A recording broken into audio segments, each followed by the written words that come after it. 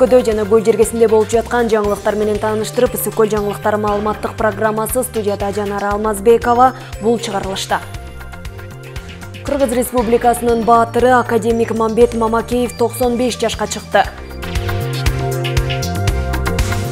Мухаммед бен Рашид Аль Мактум кайрымдуулук уюму Тоң районундагы мектеп окуучуларына бул жолу жылуу кийимдерди жана окуу куралдарын берди. Жетөгүз районунун Дархан айылында эркин күрөш боюнча экинчи эл аралык мелдеш уюштурулду. Кыргыз Республикасынын президенти Садыр Жапаров бүгүн 7 октябрда өлкөнүн жарандык авиациянын кызматкерлерин кесиптик майрамы менен куттуктады. Урматтуу жарандык авиациянын кызматкерлери жана ардагерлери. Сиздерди кесиптик майрамыңыздар менен куттуктаймын. Кыргызстандан авиация транспорты ай чарбасынын муктаждыктары үчүн алгачкы У-2 учагынан заманбап аба кемелерине чейинки айдың таладагы аэродромдон Борбор Азиядагы эң ири жана заманбап аэропорттордун бирине чейинки байсалдуу жолду басып өттү. Бүгүнкү күндө өлкөбүздүн жарандык авиациясы заманбап чакырыктарга жана талаптарга ылайык жигердүү өнүгүүдө. Жыл сайын жүргүнчүлөрдү тейлөө сапаты өсүп, жаңы технологиялар, жаңы маркеттер, усулдар, менеджменттик башкаруу ыкмалары киргизилүүдө. Аба кемелеринин паркы жаңыланып, учуу каттамдары кеңейүүдө. Ошентип, аэробекеттерден инфратүзүмү ыкчам өнүгүүдө. Учурда аба жолдору менен элибизди жүктөрдү ташуудагы эң негизги максат үзгүлтүксүз учууларды, алардын коопсуздугун, ишенимдүүлүгүн жана тейлөөнүн жогорку маданиятын камсыз кылуу болуп саналат. Албетте, мунун баары өз ишинин чыныгы адистеринин аркасында ишке ашууда. Өз кесибине жоопкерчиликтүү мамиле жасаган, компетенттүү жана өз ишине берилген жарандык авиация кызматкерлерибиз алдыларына коюлган милдеттерди так аткарып, авиаторлордун даңктуу салтын татыктуу улайт деп ишенемин. Үстүбүздөгү жылдын 14-17 сентябрында Баткен облусунун чек арасына жакын аймактарда болуп өткөн окуяларда биздин авиакомпаниялардан жана аэропорт кызматкерлеринин жапа чеккен жергиликтүү тургундарды, аялдарды, балдарды, жарадар болгон жоокерлерди жана гуманитардык жүктөрдү ташуу, уюштуруу иштерине жигердүү качкандыгын белгилеп кетейин. Бул майрам күнү Кыргызстандан жарандык авиация ишканаларынын ар бир кызматкерине жана ардагерлерине аба транспортунун коопсуздугун, учуулардын үзгүлтүксүздүгүн, авиа ташуулар сервисинин жогорку деңгээлин камсыз кылууга кошкон салымдары үчүн ыраазычылык билдиремин. Баарыңыздарга чың ден соолук, бакубат турмуш жана албан ийгиликтерди каалаймын. Кыргызстандыктар 10 октябрдан баштап жогорулатылган пенсия ала баштайды. Бул тууралуу социалдык фонддун коомчулук жана жалпыга маалымдоо каражаттары менен иш алып баруу башкармалыгынын башчысы Жеңишбек Мукамбетов билдирди. Анын айтымында 9 сентябрдагы токтомго ылайык пенсиянын базалык жана камсыздандыруу бөлүктөрү жогорулаган. Пенсиянын базалык бөлүгү 1780 сом болсо, 1 октябрдан баштап ал 3170 сомго көтөрүлдү. Мындан сырткары камсыздандыруу бөлүгү 15% жогорулады. 2022 жылдын аягына чейин пенсиянын базалык бөлүгүн төлөөгө бюджеттен 3 миллиард 83 миллион сом бөлүнгөн. Пенсиялык фонддон 1 миллиард 341 миллион сом пенсиянын камсыздандыруу бөлүгүнө жумшалат. Жогорулатылган пенсия 10 октябрдан баштап берилет, деди ал.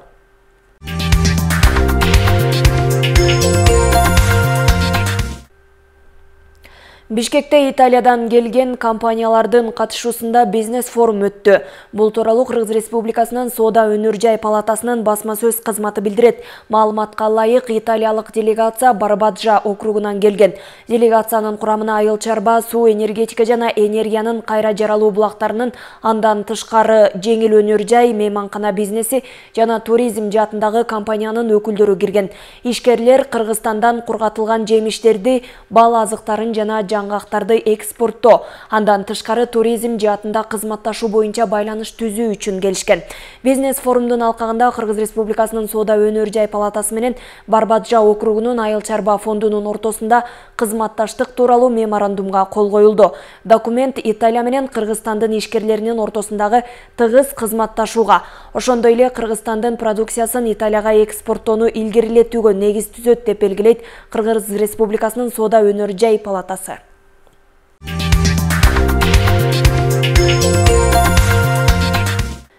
Үстүбүздөгү жылдын 5, 6, 7 октябрында Балыкчы шаарынын мэриясында социалдык экономикалык өнүгүүнүн планын түзүү жана мамлекеттик башкарууга жаштарды тартуу боюнча 3 күндүк окуу тренинг өткөрүлдү.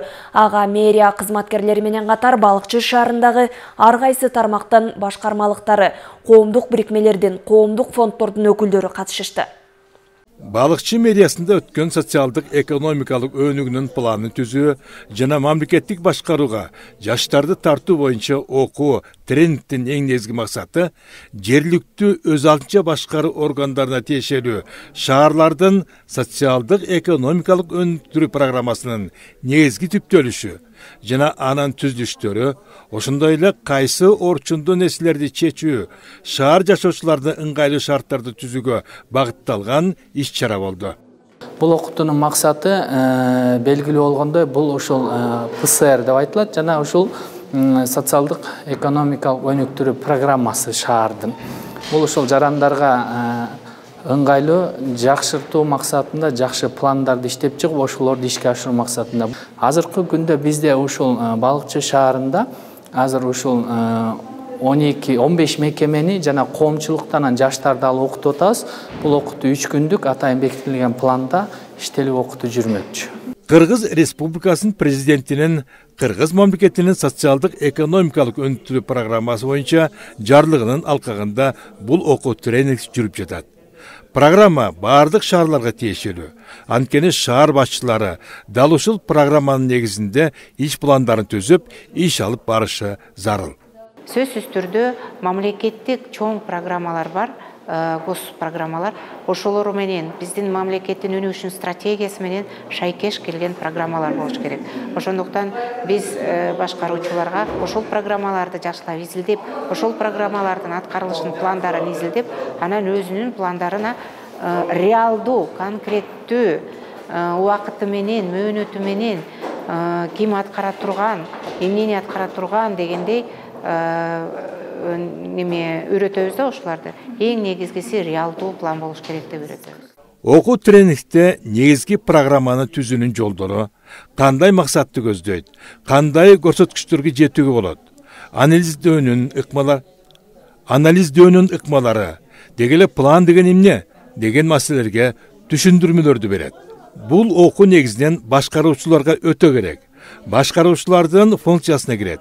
Коюлган максат менен милдеттер ар башка болорун билбей, программаларда аралаштырыша беришет, дейт окуу адиси. Бул негизи өтө керектүү окуу экен деп түшүндүк. 3 күндүк окуунун алкагында ошол Балыкчы шаарынын кандай өнүгүү керек экендигин жалпы коомчулук менен талкуулап, коомчулуктун кандай муктаждыгы бар, алардыкка эмнени түзүү экендигин ошо жергиликтүү бийлик өкүлдөрү аныктап туруп, анан кийин элдин муктаждыгына жараша өнүгүүнүн планын түзө турган болсо, шаардын өсүшүнө, келечегине пайда боло турган окуу экен деген түшүнүккө келдик да. Балыкчы шаары бардык жагынан өнүүгө толук шарты бар шаар экендигин окуу тренингде катышкандар түшүнгөндүгүн айтышат. Анткени шаарда туризм, өнөр жай, кайра иштетүү багыттарында өнүгүүгө программаларды ишке ашырууга мүмкүнчүлүктөр арбын экендиги баса белгиленди. Туратбек Рахманов, Сталбек Саманчиев, Мадина Бакирова, Ысык көл маалымат кызматы үчүн. Жакынкы күндөрү кыргызстандыктар көбөйтүлгөн пенсия алышат. Буга чейин октябрдын башында пенсияны жогорулатууга өлкө бюджетинен 2 миллиард 395 миллион сом жана социалдык фонддон 1 миллиард 341 миллион сом бөлүнөр айтылган. Бүгүнкү күндө эсептөөлөр аяктап, жогорулатылган пенсиялар берүү чечилди. Бул боюнча Талас районундагы абал кандай? Кабарчы айтып берет. Кара Суу айылынын тургуну Азимбиби Арыкова 22 жылдан бери пенсия алып келет. 50 жашында 6 бала менен пенсияга чыккан. Өткөн айда колуна 6900 сом пенсия тийген. Эми бул айда көбөйтүлгөн пенсия алам деп кубанып турат. Телеөсөр дегенди дайым эле көрүп атабыз да. Садыр Жапаровго да рахмат мынтип көңүлүбүз тулап пенсиябызды көбөйтүп атыптыр деп угуп атабыз. Күтүп атырмга калайын, күтөм дейм, келсе алайын деген ой бар. Кудай жашка койсо алабыз деп ойлонуп атабыз каалайын. Анан ушу балдарыбыз аман болсун, тынччылык берсин. Элге биринчи орунда тынччылык каалайын. Жерге тынч, элге тынччылык болсо болду. Каалайын Кудай аманчылыкка койсо, ушулардын жакшылыгын көрөйүн деп эле жашап атам каалайын. Жакынкы күндөрү кыргызстандыктар көбөйтүлгөн пенсияларын алышат. Буга чейин октябрдын башында пенсияны жогорулатууга өлкө бюджетинен 2 миллиард 395 миллион сом жана социалдык фонддон 1 миллиард 341 миллион сом бөлүндү. Ага ылайык пенсия 1780 сомдон 3170 сомго чейин жогорулады. Базалык бөлүк 3170 сом өлчөмүнө жеткирилсе, мурун деген 1780 сом болгон базалык бөлүмү. Азыр ошол базалык бөлүм 3170 сомго жеткирилди. Мурун деген 5864 алган болсо, мына жалпы орточо пенсиянын өлчөмү. Азыр болсо 7856 түштү да. Жогорулатылган пенсия жаш курагы, майыптуулугу жана ата-энесинен ажырап пенсия алгандардын баарына тийиштүү. Талас облусу боюнча жалпы 32600 пенсионер бар, анын ичинен 13414 пенсионер Талас районунда жашайт. Көбөйтүлгөн пенсиялардын баарын мына биз Кудай буйрса деп турабыз. Ошол 10-унда так төлөп бергенге аракет кылып атабыз. Анткени элдин баары чыдамсыздык менен күтүп атат. Бардыгы дебейин, эми багы кызыктар болгон адамдар келип биздин базадан көбөйтүлгөн пенсияларын жаздырып кетип атат, билип кетип атат. Биз аларга информация берип атабыз. Момундай баардыгы кубанып кетип атат да. Колдоруна эмеле тийип калгандай болуп кетишип атат, баары ыраазы болуп кетишип атат. Пенсия президенттин тапшырмасынын негизинде көтөрүлдү. Сунушту министрлер кабинети колдоп, чечим кабыл алган. Урматтуу кыргызстандыктар, менин тапшырмам менен өлкөнүн министрлер кабинети пенсия өлчөмүн 2022 жылдын 1 октябрынан тартып жогорулатуу чечимин кабыл алды. Бүгүнкү күндө жалпы өлкө боюнча 735 миңдей пенсионер бар. Аларга пенсия төлөмдөрү үчүн жылына 70 миллиард сом каралат. Эми бул максатка биз жыл сайын республикалык бюджеттен 90 миллиард сом бөлөбүз. Буга чейин пенсия өлчөмү орточо 200-300 сомго көтөрүлчү. Азыр эми биз бир эле учурда жалпы өлкө боюнча пенсия өлчөмүн 1700дөн 3400 сомго чейин көтөрүү чечимин кабыл алдык. Албетте, бул идеалдуу сан эмес. Бирок бүгүнкү бюджеттин мүмкүнчүлүгүнө жараша жарандарыбыздын жашоо шартын жакшыртуу үчүн бардыгын жасап жатабыз. Мамлекеттин социалдык саясаты мындан арыда кыргызстандыктардын жашоо сапатын жана бакубатчылыгын жакшыртууга багытталат. Белгилей кетсек, быйылкы жылдын сентябрь айына чейин пенсияга 40 миллиард 564,5 миллион сом каржыланды. Салтанат Керимкул кызы, Сергей Мищенко, Ысыкөл жаңылыктарына, Талас облусунан.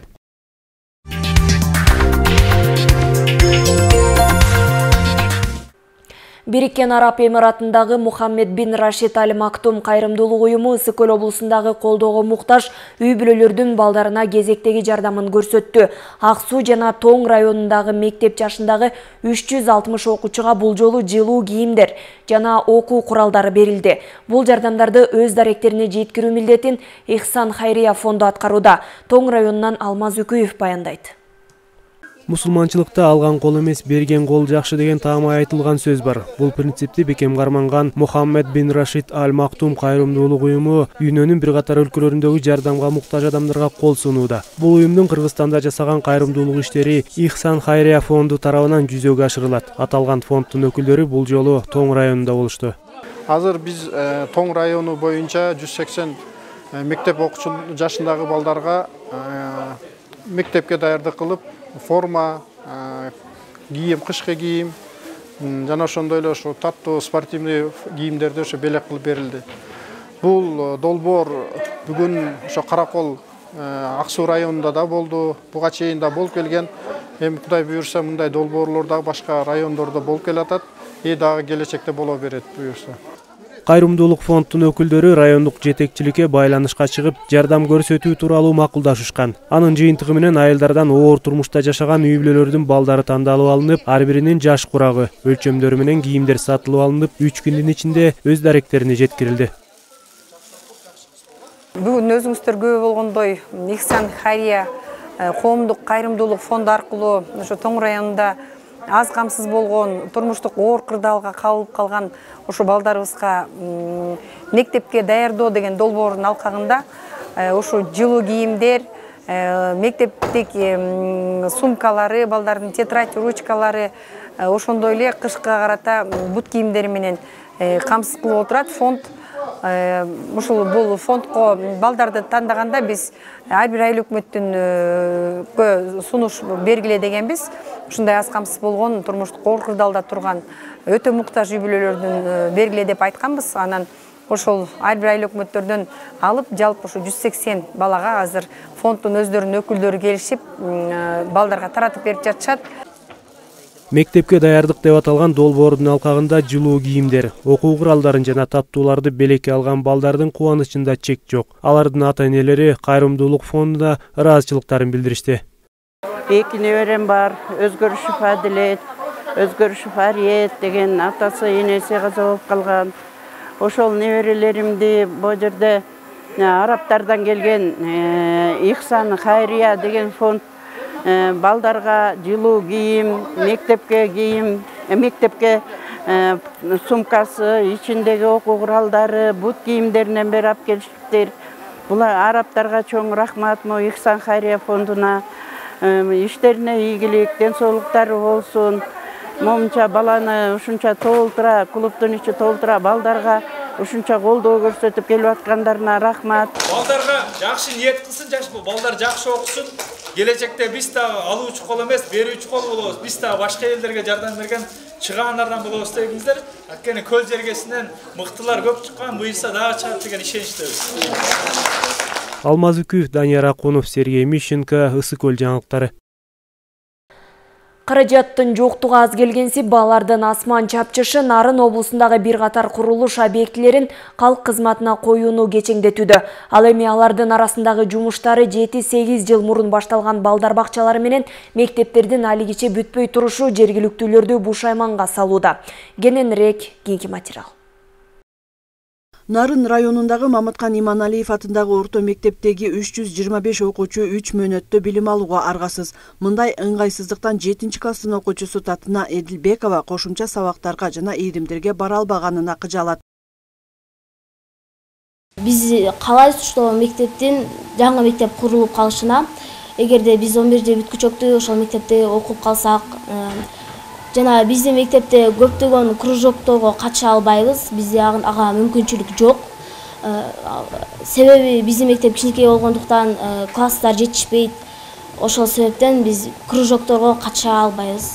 Чындыгында ушундай жагымсыздыктан арылуу максатында 2017 жылы жаңы имаратынын курулушу башталган. Бирок жалпы сметалык наркы 56 миллион 897 миң сомго бааланган, андагы иштер толук кандуу каржыланбай, убактылуу токтотууга туура келген. Болгону 11 миллион 200 миң сому гана өздөштүрүлүп, пайдалуу түптөлүп, дубалы жарым жартылай тургузулган. Бул кебетесинде анын жакын арада пайдаланууга берилери арсар. Ушундай эле оор тагдырга Нарын районунун Ак Кудук айылындагы билим уясы да кабылган. Ага капиталдык салымдар беренесинен 59 миллион 29 миң сом каралат делгени менен бүгүнкүгө 13 миллиондук гана жумуштар жасалган. Ошол эле учурда таз кейпи жагдайы облус боюнча 13 мектептин курулуштарынын жакын арада аяктары арсар. Какаганга мушташкан болуп, керектүү материалдарга баалар асман чапчып, мурунку эсептөөлөр менен азыркыларынын ортосунда айырма өтө чоң. Жалпысынан ушу мектептерге быйылкы 22-жылы 100 миллион сом финансирование болду. Мектептерден ушул тилекке каршы быйыл эми бир гана мектепти эксплуатацияга беребиз деп турабыз. Калган мектептер переходящий болуп кийинки жылга калат. Нарын облусунда мектепке чейинки тарбия берүү мекемелерин курууда бир аз жылыш бар. Статистикалык маалыматтарга көз чаптырсак, ушу тапта 4 бала бакчанын курулуштары жүрүп, экөөсүнүн жыл аягына чейин пайдаланууга берилүүсү күтүлүүдө. Алардын бири Нарын районунун Эмгек Тала айылындагы 75 орунга эсептелген бөбөктөр жайы. Мындан туура 7 жыл мурун сметалык наркы 20 миллион сомдук бул объектиге да баалардын көтөрүлүшүнөн кошумча ири суммалар талап кылынууда. Ушундай оош кылыштарга карабастан, анын 90% бүткөрүлгөндүгү көңүлдү бир аз жылытат. Тиги мурунку смета орустардын рубль менен түзүлгөн. Андан биздики коэффициент коюп өзүбүздүн кыргыздын сомго. Быйыл ошол түзүлүп сметасы кармалып атат да, акча жааты кичине тартыш болуп турат. А так жумуш 90%ге жакын жумуш бүттү. Кошумча маалымат иретинде жогорудагыдай каржылык жагдайга тушугушкан 4 балдар бакчасынын курулуштарын улантууга быйыл 47 миллион сом бөлүнгөндүгүн эскерте кетүү абзел. Мээрим Субакунова, Сергей Мищенко, Нарын облусунан.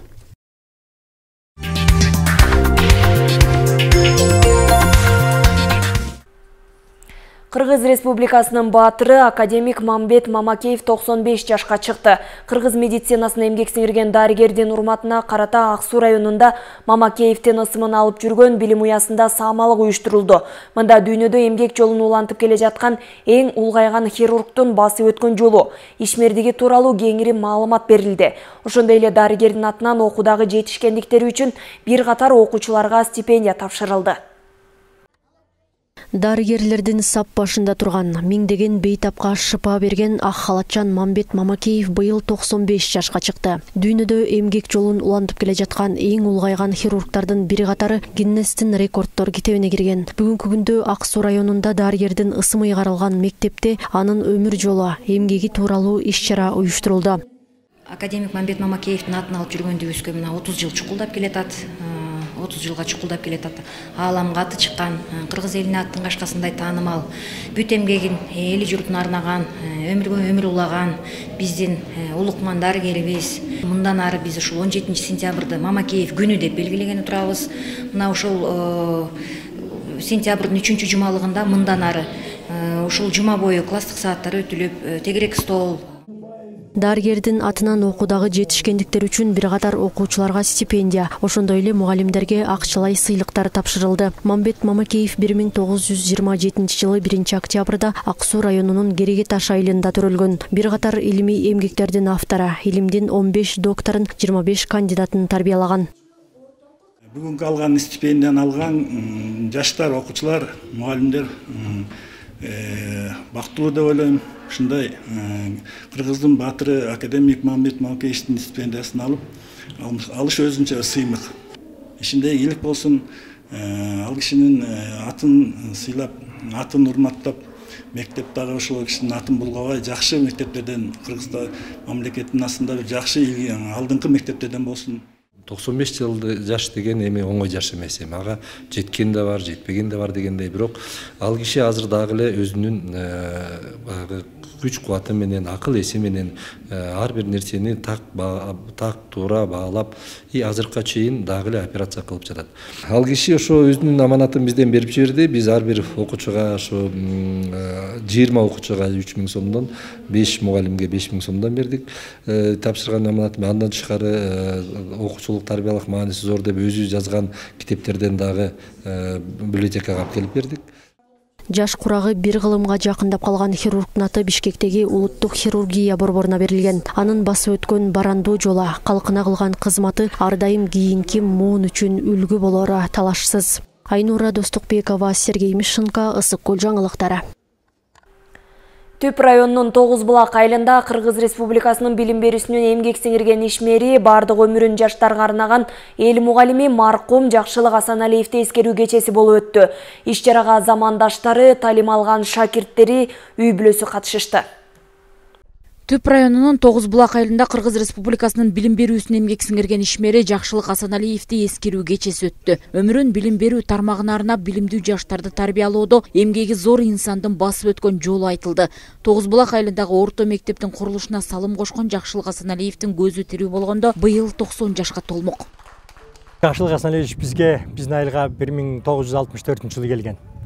Ошондон бери ушу мектепте иштеп, ошол 3 комнаталуу мектеп жарабай калып, бул 70 жылы жаңы мектеп салдырган. Ал мектеп 4 бөлмөлүү болчу, 80 орунга. Андан кийин ошол мектепти эметкенден кийин ошо салгандан кийин 78 жылы жер тирегенден кийин кайра жаңы дагы бир мектеп салдырган. Ал 8 бөлмөлүү мектеп болчу. Ал мектеп 150 балага орундук болчу, 150 орундук. Андан кийин 74 жылы Жакшылык Асаналиевич Санташ айылына барып иштеп, Санташ айылына дагы 2 этаждуу спорт залы менен абдан жакшынакай ошол мезгилге заманбап мектебин курдурган.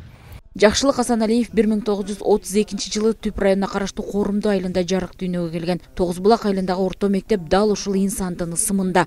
Мектептин ичинде инсандын атындагы музей дагы бар. Ал жакта Жакшылык Асаналиевдин эмгек жолунда калган сыйлыктары коюлган. 90 жылдык маарекеге келгендер музейдин ичиндеги буюм тайымдар менен таанышышты.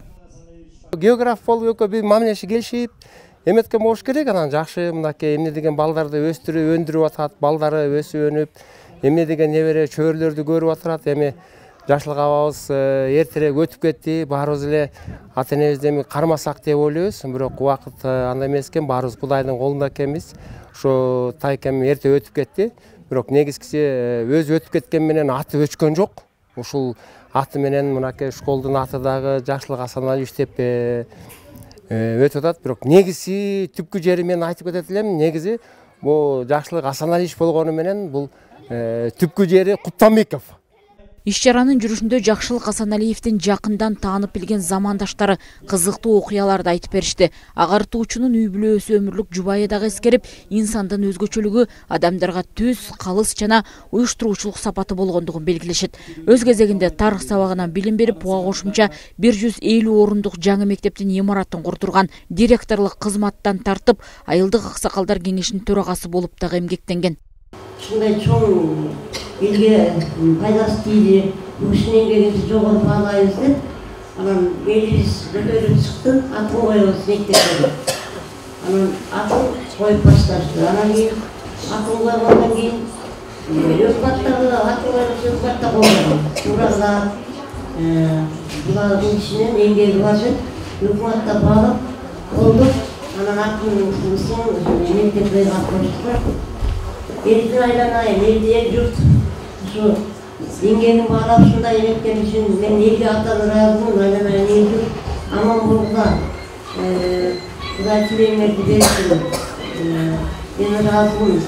Көпчүлүккө бел, жакшыга жар, жардыга жардам. Жалгызга караан болгон Жакшылык Асан Алиев өз мезгилинде Тогуз Булак айылында жаш кары улуу кичүү арасында чоң сый урматка ээ болгон. Мынтип 90 жылдыкты белгилөө менен кийинки өсүп келе жаткан муунга агартуучунун эмгек жолу үлгү катары тарыхта калат деген ойлор айтылды.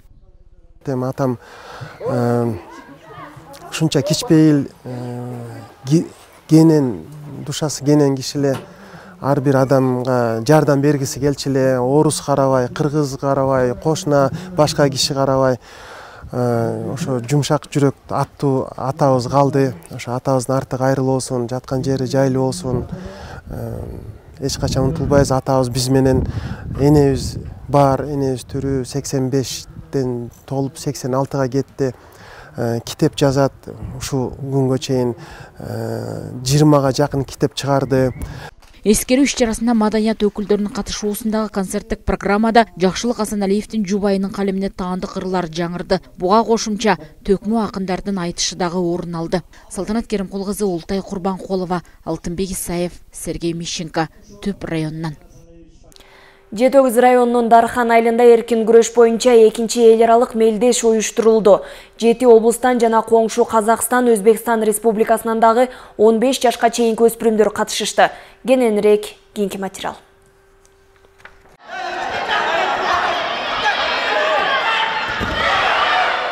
Дархан айылында өтүп жаткан эркин күрөш боюнча мелдешке жалпы 60тан ашуун команда келген. Балбандарга өлкөнүн булуң бурчунан келген тажрыйбалуу машыктыруучулар калыстык кылып, атайын байге фонду каралган. Бул спорт ден соолукту эки элдердин ортосундагы достук деп бекерден айтылбайт. Мына арамыздарда Кудай буюрса келечектеги дүйнөнү багындыра турган чемпиондор тургандыр деп терең биз ишенебиз. Райондук мамлекеттик администрациянын атынан 50 000 сом акча каражатын бөлүп бердик. Ушул байгелүү орундарга да. Ошондуктан дайым мамлекетибизде тынччылык болсун. Биздин эгемен Кыргыз Республикасынын желеги дайым бийиктиктерде чемпиондорубуз көтөрүп, дайым ушул тынччылык аманчылык болсун. Акыркы жылдары балбан уул кыздарга ар тараптуу материалдык колдоолор көргөзүлүп келет. Бул жаатта Дархан айылы дагы четте калган жок. Айгеримге жана машыктыруучусуна Бахрейнге барчу 480 000 сом өлчөмүндөгү акча каражатты айыл тургундары топтоп беришкен. Эркин күрөш боюнча эл аралык мелдеш өтүп жатат. Бул мелдешке 15 жашка чейинки жаш өспүрүмдөр арасында биздин 7 областтан жана Өзбекстандан катышып отурат. Мына Казакстан буюрса эртеңки күнгө 2-нчи күндө катышат. Бүгүн ушул жолдон кичине аз-маз кармалып жатышат алар.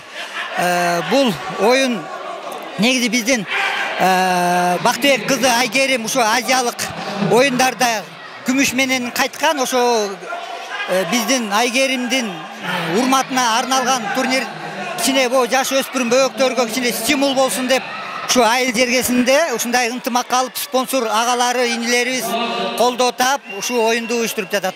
Эркин күрөш боюнча эл аралык мелдешке 580 катышуучу ат салышып күч сынашты. Дүйнө чемпионун таптаган тажрыйбалуу тренер Дүйшөн Жуманазаров баштаган машыктыруучулар чакырылып, калыстык кылынды. Биздин максатыбыз ушу келечекте биздин айылдан ушу жаш өспүрүмдөрдөн Олимпиада, мир, Азиялардын чемпиондорун даярдаш, ушуларга балдарга стимул берип, Казакстан, Өзбекстан келди, Кыргызстандын болгон Ош, Жалалабад, Нарын, Талас, Чүй, Бишкек, Кудай буйрса жогорку деңгээлде өтүп атат. Судьяларыбыз келди, Бишкектен судьяларыбыз келип сүттетип берип жатат. Июль айында өткөн Азия чемпионатындагы күмүш медалдын ээси Айгерим Бакытбекова 13 жашта. Күрөшкө болгон кызыгуусу кичине кезинде эле артып, 9 жашынан баштап күрөшө баштаган. Учурда убактысынын дээрлик көпчүлүк бөлүгүн машыгуу менен өткөрөт. Мен жакында эле ошо Бахрейн шаарында өтүп жаткан 15 жашка чейинки кадетке барып, 2-орун болдум. Тилекке каршы индиялык кыздан утулуп калдым. Ошол мен орун алганыма байланыштуу мыякта ушундай чоң соревнование өтүп жатат. Көптөгөн жактан келип, бияка тренировка, мен да жакында ошо немеге спорт школго өтүп, спорт школдо да тренировка алып жатам. Мен өзүм агайыма да чоң рахмат айтам, ушундай тренировка кылдырып, мен Азияга чейин алып барып, атымды чыгарткан үчүн. Мен дагы көптөгөн ийгиликтерге жетем деп ишенем. Бул турнир Бахрейн шаарында өткөн Азия чемпионатындагы күмүш медалдын ээси Айгерим Бакытбекованын жеңишине карата уюштурулган. Бул сындуу эл аралык маанидеги мелдештин өткөрүлүшү өсүп келе жаткан муунду спортко үндөп, келечектеги Азия жана дүйнө чемпиондорун даярдоо максатын көздөйт. Миргүл Жеңишова, Нурдин Урманбетов, Сергей Мищенко, Жети Өгүз району.